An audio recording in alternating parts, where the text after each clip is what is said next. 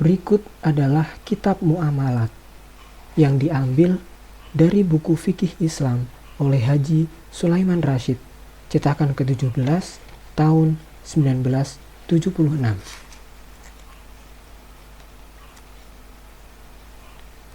Yang perlu dimengerti dalam ejaan kata. Dalam buku ini banyak dipakai kata-kata Arab. Pemakaian kata-kata Arab dalam ilmu fikih sukar dihindarkan, apalagi di saat bahasa kita sedang dalam pertumbuhan. Ada yang sukar diterjemahkan, ada yang dapat diterjemahkan, tetapi kurang tepat. Dan ada pula yang memang belum ada terjemahannya dalam bahasa Indonesia. Kata-kata tersebut diatur sebagai berikut. 1. Kata-kata Arab yang memang sudah banyak terpakai di Indonesia berarti sudah menjadi bahasa Indonesia. Kata-kata yang seperti itu ditulis menurut ejaan kata-kata Indonesia. Selain dari itu, perlu diketahui A. Kata-kata harus dalam buku ini berarti boleh, bukan berarti wajib, sebagai biasa berlaku dalam kata-kata sekarang. B.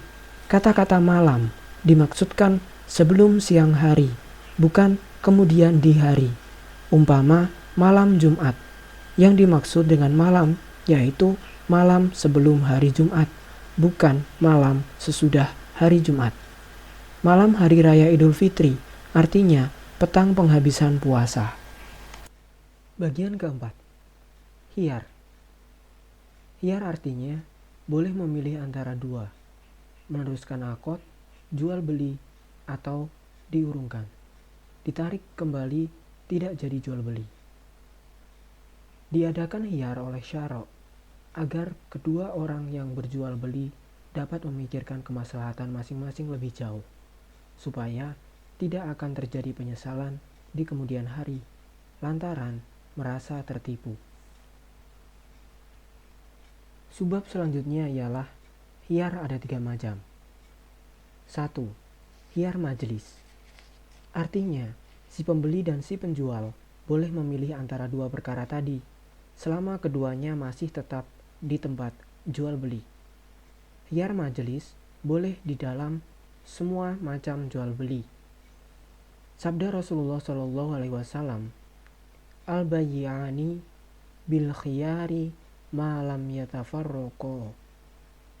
Dua orang yang berjual beli boleh memilih akan meneruskan jual beli mereka atau tidak, selama keduanya belum bercerai dari tempat akad. Riwayat Bukhari dan Muslim. Habislah khiyar majelis dengan A.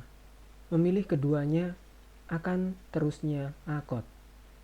Apabila memilih salah seorang daripada keduanya akan terusnya akad, habislah khiyar dari pihak dia, tetapi hak yang lain masih tetap. B. Dengan terpisah keduanya dari tempat jual beli, arti berpisah menurut adat kebiasaan. Apabila adat telah menghukum bahwa keadaan keduanya sudah berpisah, tetaplah jual beli antara keduanya. Kalau adat mengatakan belum berpisah, masih terbukalah pintu khiyar antara keduanya. Kalau keduanya berselisih, umpamanya seorang mengatakan sudah berpisah, sedang yang lain mengatakan belum, hendaklah dibenarkan yang mengatakan belum dengan sumpahnya, karena yang asal belum berpisah. 2. Khiyar syarat. Khiyar syarat artinya khiyar itu dijadikan syarat sewaktu akad oleh keduanya atau salah seorang. Seperti kata si penjual, saya jual ini dengan harga sekian, dengan syarat khiyar dalam 3 hari atau kurang dari 3 hari. Khiyar syarat boleh dilakukan dalam segala macam jual beli, terkecuali barang yang wajib diterima di tempat jual beli, seperti barang-barang yang riba. Masa khiyar syarat paling lama hanya 3 hari 3 malam, terhitung dari waktu akad. Sabda Rasulullah SAW, Anta bil khiyari fi kulli sil'atib ta'taha salasa layal. Kata beliau kepada seorang laki-laki, engkau boleh khiyar pada segala barang yang telah engkau beli selama 3 hari 3 malam. Riwayat Baihaqi dan Ibnu Majah. Barang yang terjual itu sewaktu dalam masa khiyar kepunyaan orang yang memasyarakatkan khiyar. Kalau yang khiyar hanya salah seorang dari mereka, tetapi kalau kedua-duanya mensyaratkan khiyar, maka barang itu terhenti saja dahulu.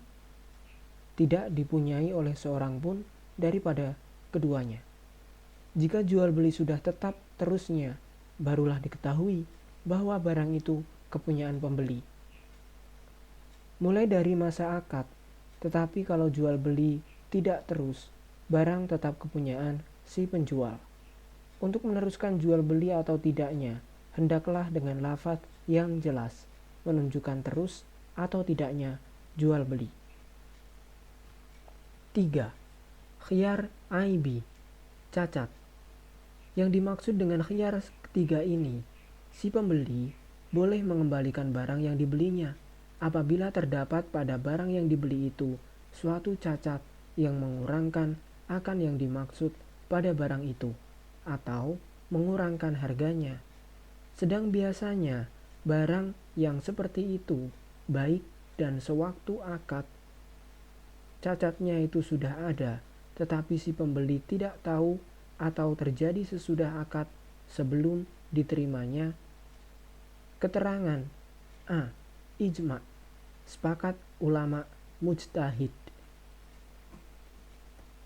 Sabda Rasulullah SAW, rawat Aisyatu radhiyallahu anha anna rajula ibta'a ulama faqama indahu masya Allah summa wajada bihi aiban fakhosomahu ilan nabi sallallahu alaihi wasallam faraddahu alaih. Telah meriwayatkan Aisyah bahwasanya seorang laki-laki telah membeli seorang budak. Budak itu tinggal beberapa lama dengan dia. Kemudian kedapatan bahwa budak itu ada cacatnya. Terus dia angkat perkara di hadapan Rasulullah Shallallahu Alaihi Wasallam. Putusan dari beliau, budak itu dikembalikan kepada si penjual. Riwayat Ahmad, Abu Daud, dan Tirmizi. Adapun cacat yang terjadi sesudah akad, sebelum barang diterima, maka oleh karena barang yang dijual sebelum diterima oleh si pembeli masih dalam tanggungan si penjual. Kalau barang masih ada di tangan si pembeli, boleh dikembalikan serta diminta uang harganya. Akan tetapi, kalau barang itu tidak ada lagi, umpama yang dibeli kambing, sedang kambingnya sudah mati, atau yang dibeli tanah, sedang tanah itu sudah diwakafkannya. Sesudah itu, si pembeli baru mengetahui bahwa yang dibelinya itu ada cacatnya, maka dia berhak meminta imbuh, ganti kerugian saja, sebanyak kekurangan harga barang dengan sebab adanya cacat itu. Mengembalikan barang yang bercacat itu hendaklah dengan segera, karena melalaikan hal ini berarti ridho kepada barang yang bercacat, kecuali kalau dengan sebab ada halangan. Yang dimaksud dengan segera di sini menurut adat yang berlaku. Kalau si penjual tidak ada, sedang bepergian, hendaklah jangan dipakai lagi. Sekiranya dia pakai juga, hilanglah haknya untuk mengembalikan barang itu, dan hak meminta imbuh hilang pula. Barang yang dikembalikan karena cacat tadi, apabila ada tambahnya sewaktu di tangan si pembeli, sedang tambahnya itu tidak dapat dipisahkan, seperti tadinya binatang yang dibeli kurus sekarang sudah gemuk, maka tambahan itu hendaklah dikembalikan juga mengikut binatangnya. Berarti si pembeli tidak boleh meminta imbuh. Akan tetapi, apabila tambahan itu dapat dipisahkan seperti anaknya atau sewanya yang hasil di tangan si pembeli, maka tambahan ini menjadi keuntungan si pembeli, berarti tidak ikut dikembalikan.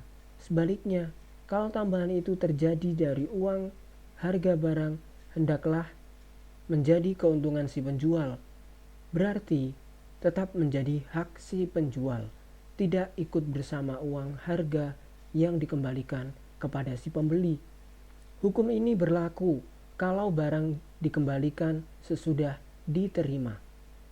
Sabda junjungan kita telah diriwayatkan bahwa seorang laki-laki telah mengadukan keadaannya kepada Rasulullah SAW. Pengaduan itu berupa bahwa dia telah terkena membeli barang yang bercacat. Hasil pertimbangan beliau, barang itu dikembalikan kepada si penjual. Setelah laki-laki itu mendengar putusan tersebut, dia lalu bertanya. Katanya, barang itu sudah saya pakai beberapa lama. Apakah saya harus membayar sewanya? Apa tidak? Jawab Rasulullah Shallallahu Alaihi Wasallam.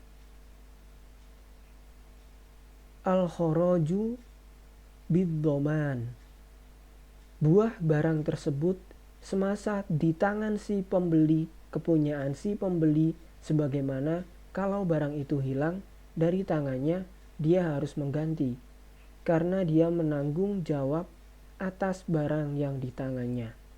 Riwayat Tirmizi.